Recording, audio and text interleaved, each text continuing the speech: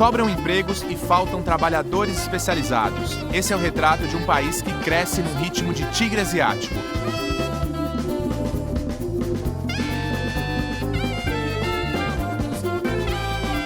O Instituto de Emprego e Formação Profissional de Cabo Verde já formou cerca de 17 mil profissionais em 10 anos. As pessoas são as nossas pedras preciosas, o nosso diamante, e temos de lapidar permanentemente esse diamante. O continente africano tem 1 bilhão de habitantes. Um produto interno bruto de 1 trilhão e 700 bilhões de dólares e é uma das economias que mais cresce em todo o mundo. A África está atraindo investidores de todos os tipos. Governos e empresas que enxergam no continente um futuro de desenvolvimento. Mesmo assim, um estudo do Banco Africano de Desenvolvimento mostra que os jovens representam 60% dos desempregados em todo o continente e, em números absolutos, seriam 40 milhões de pessoas sem emprego. Eu e Dina Adão fomos a Botsuana, Angola e Cabo Verde para mostrar um pouco das oportunidades e contradições deste continente no Nova África dessa semana.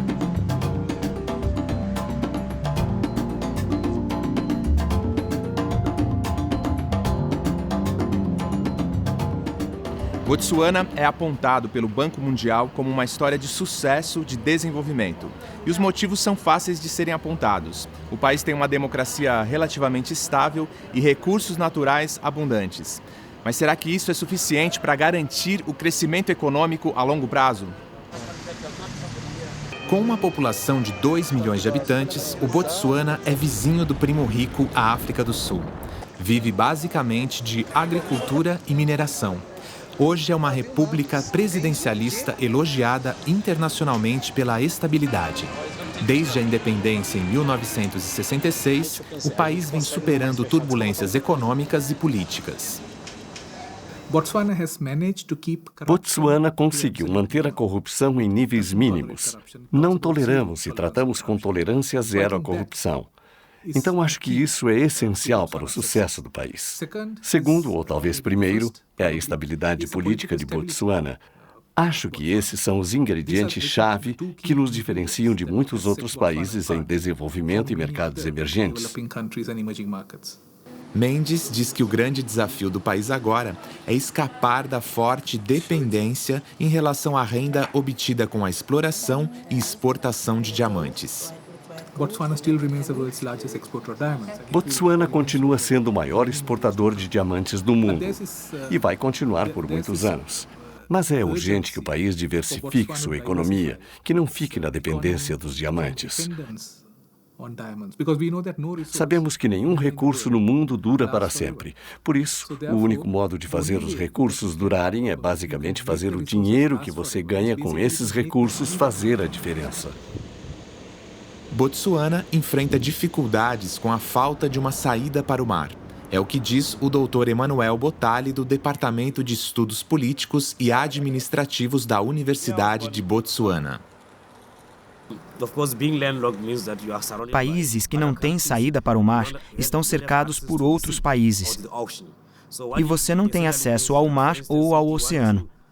Se você quiser importar ou exportar produtos, você precisa de acesso ao mar, a maioria das vezes. Se você não tem essa saída, isso significa que se torna caro importar e exportar produtos. Significa que quem quer investir precisa também considerar o custo do transporte até o mar. A limitação geográfica não pode ser vencida. Sem saída para o mar, Botsuana tenta ampliar parcerias comerciais. Uma das alternativas é o fortalecimento da União Aduaneira da África Austral, que inclui África do Sul, Botsuana, Lesoto, Namíbia e Suazilândia. A União está negociando acordos comerciais com os Estados Unidos e a União Europeia.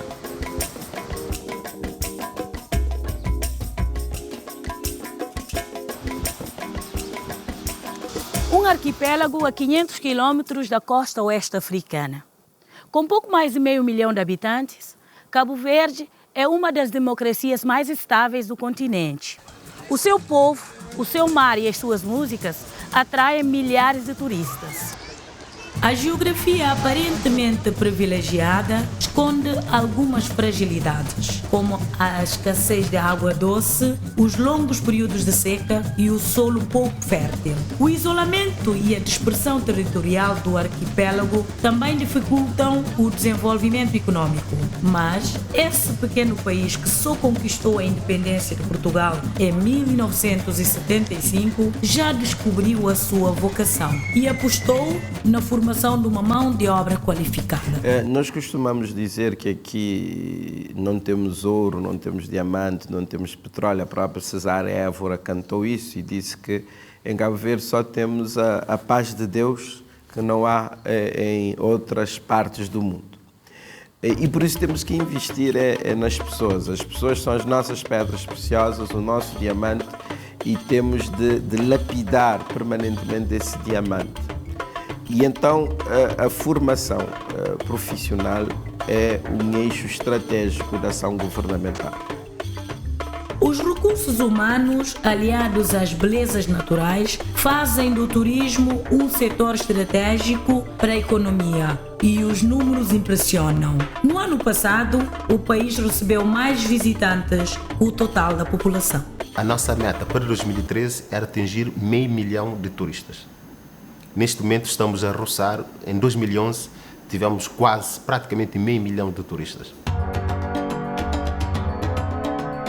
Para assegurar que os turistas saiam daqui dispostos a voltar e a recomendar, o governo percebeu que, mais que paisagens lindas, é preciso garantir que os visitantes sejam bem recebidos em Cabo Verde. Para isso, é fundamental uma mão de obra qualificada. Num setor de serviços, como o setor de turismo, em que o atendimento e a satisfação do cliente é crucial para o crescimento e crucial para o seu desenvolvimento, há que manter e há que se investir na mão de obra. A Escola de Hotelaria e Turismo de Cabo Verde foi inaugurada em 2011 e foi construída com o apoio do governo de Luxemburgo. A escola é a principal formadora de mão de obra para hotéis e restaurantes de todo o país. Daqui saem chefes, garçons, recepcionistas e gerentes. Nós temos aqui cursos de agência de viagens, recepção hoteleira, cozinha e pastelaria, restaurante-bar. O nosso primeiro-ministro, quando veio cá, disse que a escola era uma das peças de transformação de Cabo Verde. Apesar do elevado índice de desemprego do arquipélago, principalmente entre jovens e mulheres, o número de alunos formados pela escola ainda é insuficiente para atender a crescente demanda dos hotéis de Cabo Verde. Hoje, são 195 estabelecimentos, uma quantidade 9,5% maior que a do ano anterior. Esse mercado em expansão tem sido alternativa para jovens como Messias. Foi o meu primeiro emprego, estou mais realizado, porque adquirir conhecimentos, trabalhar para a hotelaria, trabalhar para o turismo, trabalhar para o setor do turismo, muda assim um bocadinho do ritmo de vida das pessoas. A mudança foi ainda maior para o Vladimir Garcia. Ele fez um curso profissionalizante na área de construção civil e abriu uma empresa de pintura e reforma de exteriores. Às vezes é preciso também fazer curso profissional. Você consegue entrar no mercado de trabalho muito mais rápido, consegue de alguma forma se sustentar e ajudar a família.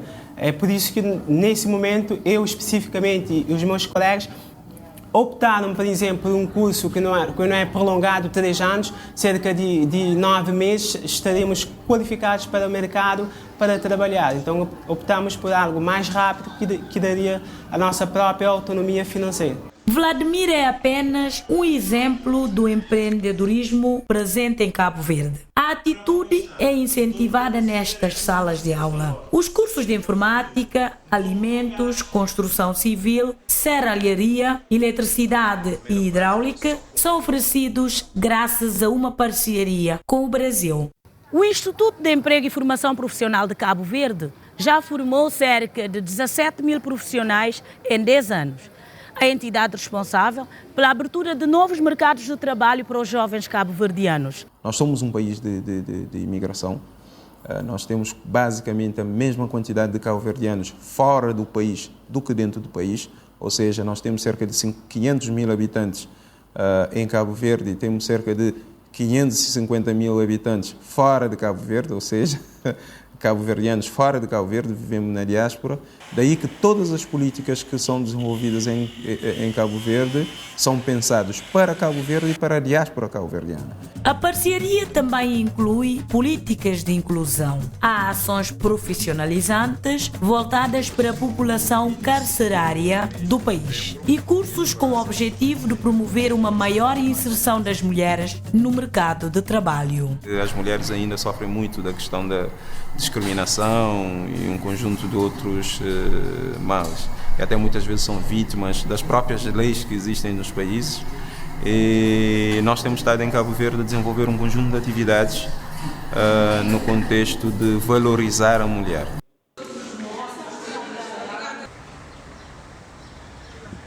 No próximo bloco, um país que tem uma economia que cresce rapidamente, mas que ostenta altos índices de desemprego entre a população. Eu, Márcio Werneck, vou te levar a Angola. Não perca!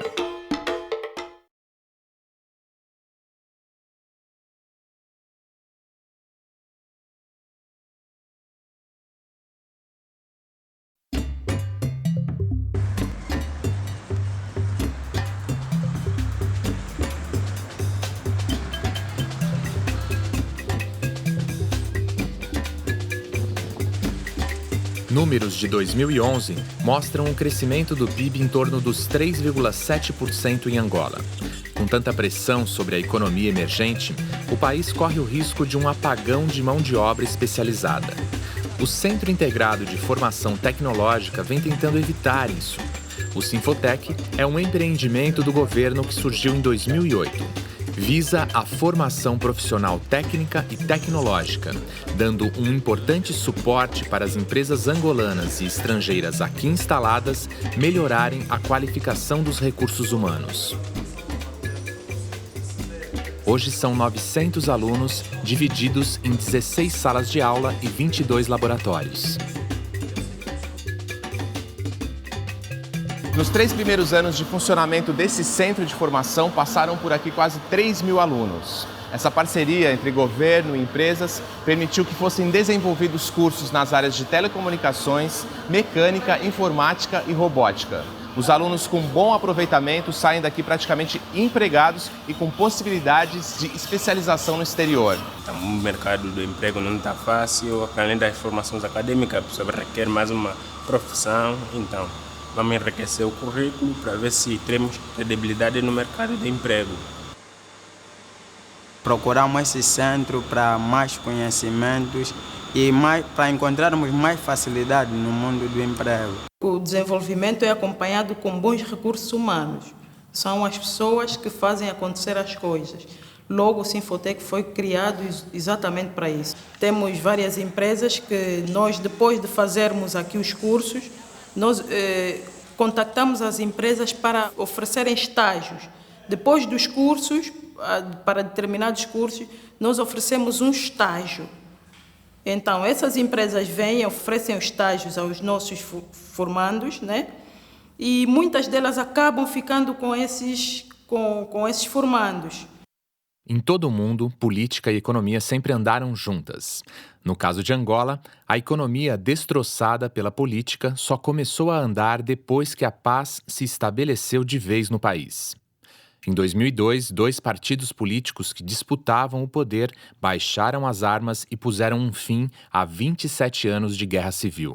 De lá para cá, a estabilidade política vem se transformando em oportunidades e num promissor círculo virtuoso. Depois do colapso econômico no início dos anos 90, quando o PIB caiu 25% entre 92 e 93, o país registrou um crescimento médio de 6%, impulsionado pela indústria petrolífera. O governo de Angola aposta num crescimento ainda maior, e os motivos são claros. impulsionada pelo petróleo, a economia do país mostra sinais de vigor em todos os setores. Construção civil, comunicação, turismo e serviços crescem no país. Como sabe, nós vivemos durante muitos anos de guerra. As nossas infraestruturas foram praticamente destruídas e estou aqui a recordar as principais, como ferroviárias, as infraestruturas rodoviárias, as infraestruturas de energia, fundamentalmente a eletricidade, a água, etc. E, de facto, neste processo de recuperação, o petróleo tem um papel importantíssimo. Nós poderemos, em termos resumidos, e se falarmos nos indicadores macroeconómicos, podemos dizer que o petróleo contribui neste momento, porque já esteve cerca de 60% do nosso PIB, que neste momento anda à volta dos 42% representa o PIB. Entretanto, em termos de receitas, o petróleo tem contribuído com cerca de 80% das nossas receitas e 90% das nossas exportações. E através destes indicadores macroeconómicos nós podemos, de facto, visualizar a importância que o petróleo tem no desenvolvimento económico e social. Saímos de um período de guerra muito longo. Agora está-se a retomar a confiança nos operadores econômicos, dados novos, está-se a começar a investir com mais confiança no interior do país, que não se via antes, por razões muito óbvias. Era a situação da guerra, as infraestruturas rodoviárias estavam danificadas. Há sempre ajustes nos salários, no salário mínimo dos angolanos, quando há tempos atrás era muito baixo, mas agora já se consegue mais ou menos fazer alguma coisa. E acredito que há muito tempo atrás, ou algum tempo atrás, as pessoas não conseguiam viver do salário, mas hoje já vivem do salário. Por causa do crescimento vigoroso do país, a demanda ainda é maior que a oferta de mão de obra especializada local, que ainda ganha know-how fazendo cursos. Assim, a força de trabalho experiente em Angola ainda recebe um significativo reforço de fora do país, mas isso deve mudar com o tempo.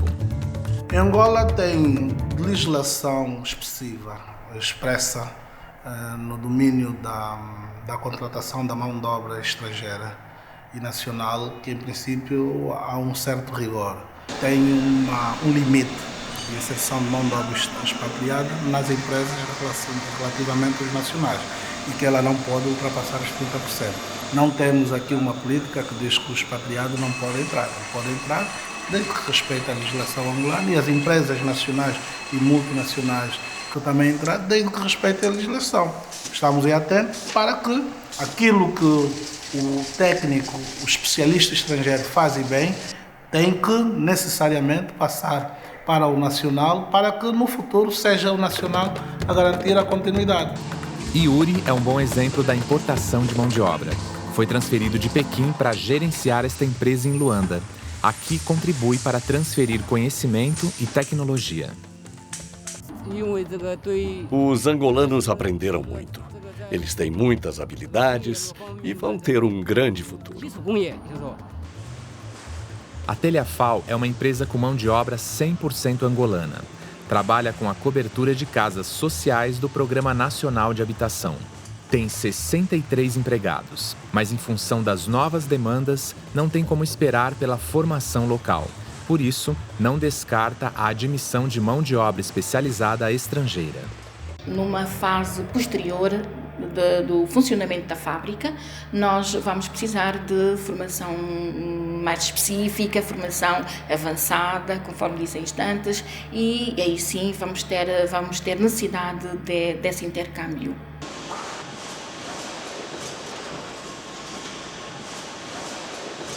Acostumados às batalhas do dia a dia, o trabalhador angolano não desiste e não se abate ao ver vagas com salários melhores ocupadas por estrangeiros.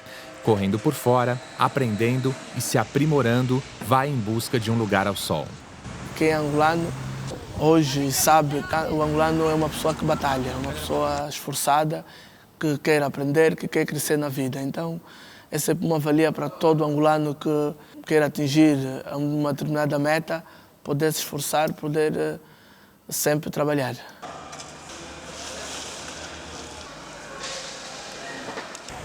Angola comemora 10 anos de paz completados em 2012. Nesse período, a inflação caiu de mais de 100% para quase 10% em 2012. A exploração de petróleo, que alcança os 2 milhões de barris diários, ajudou a economia a crescer. Angola foi um dos países que mais cresceu na última década. Mas o país, que tem laços históricos com o Brasil, ainda tem muitos problemas a resolver. Com 60% da população com idade entre 0 e 18 anos, Angola tem um desemprego que as estatísticas oficiais não medem. Mas pequenos comerciantes e uma economia subterrânea que aparece nas grandes e pequenas cidades mostram que não existem muitas opções de trabalho, apesar do vigor da economia. Quem analisa essa situação do país e suas relações com o Brasil é o economista angolano José Cerqueira. Eu penso que no século XXI, um dos grandes desafios do século XXI é o desenvolvimento da África. É o desenvolvimento da África, é o último continente e o Brasil tem aí um grande papel. Não só pelo que eu acabei de dizer, pelas realizações que o Brasil teve na agricultura e na indústria. Há um certo gênio industrial brasileiro que ninguém pode duvidar, mas sobretudo eu penso que em certa medida o Brasil é um país bastante africanista. É um país americano, sem dúvida, mas bastante africanista, pelo peso que os negros têm no Brasil, a cultura africana, e por estarmos em frente uns aos outros. E, portanto, eu penso que se o Brasil olhar para a África e se vir que está na pole position para o grande desafio que é o desenvolvimento do continente africano, vai encontrar Angola. Angola como uma plataforma nos quais os capitais brasileiros se podem apoiar, não tanto para desenvolver Angola, porque Angola tem recursos um pouco para financiar o seu desenvolvimento, mas para transbordar e Angola ser uma plataforma, porque os capitais brasileiros possam aplicar na Zâmbia, no Congo, etc. Eu penso que portanto, os angolanos têm que olhar para o petróleo como uma bênção de Deus e pensar que estamos a tirar esta riqueza do subsolo, temos que criar uma riqueza artificial na superfície, escolas, hospitais, fábricas, etc., para que a produtividade do trabalho angolano seja multiplicada de 5 a 10 vezes quando desaparecer o petróleo. Se formos 10% mais produtivos, vamos ficar melhor sem petróleo do que com petróleo. O grande desafio é uma política de emprego, é atingir o pleno emprego. Aí o grande desafio é como quando o presidente Kennedy disse que tinha que pôr um homem na Lua. O grande desafio hoje das políticas económicas é acabar com o desemprego. O desemprego involuntário, é claro, não se pode forçar as pessoas a trabalhar. Eu penso que no caso de Angola, na situação em que estamos, não seria o sítio mais complicado para ter uma política de emprego. Mas temos um excesso de mão de obra, muito desemprego na mão de obra pouco qualificada. A pressa com que o governo quis ter resultados no domínio das infraestruturas levou a que chegasse muita mão de obra, designadamente chinesa, que, enfim, é muito útil, é muito produtiva, mas se não houvesse tanta pressa, talvez se pudesse ter treinado angolanos para, enfim, dar mais emprego. Não é que a gente não gosta de ver chineses, mas o que não gostamos é de ver os angolanos empregados.